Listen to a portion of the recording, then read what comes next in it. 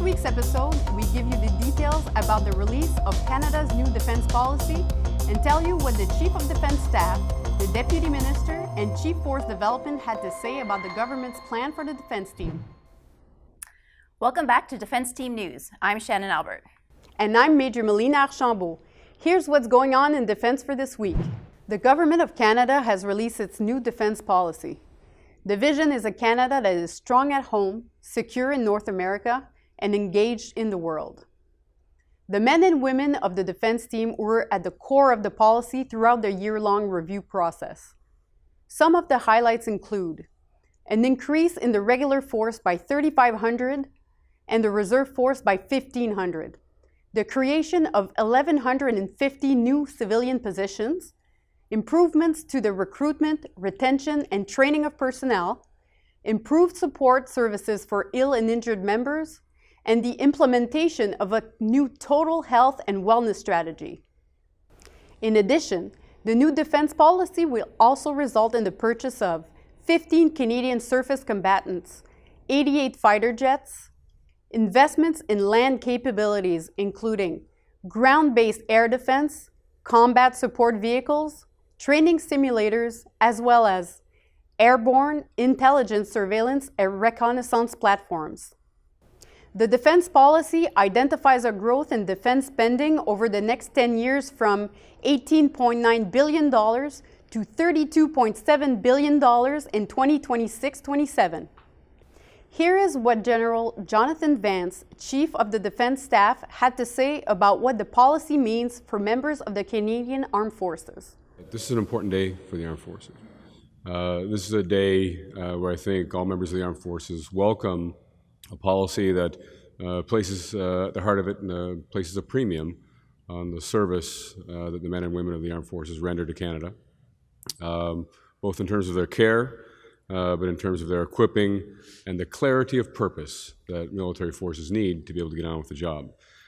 This is a great day to be in uniform in the Canadian Forces, and I hope that it is also a signal to those who would wish to don this uniform and join us someday.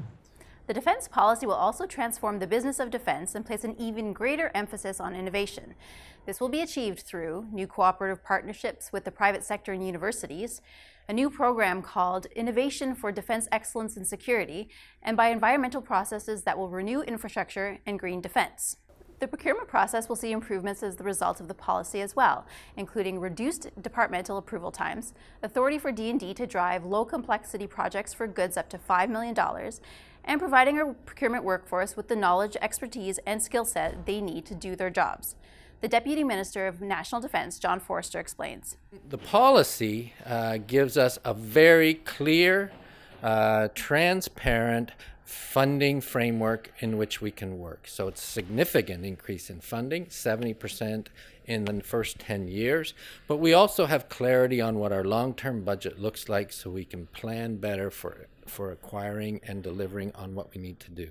The money will help us replace core capabilities. We had a number of projects we simply didn't have the money left to fulfill. This allows those projects to be finished, such as ships for the Navy, jets for the Air Force, combat gear for the Army. All of those can go ahead, plus new investments in critical areas for the military, in space, in cyber, and in remotely piloted systems. And now we got to move on to implement this program quickly as possible.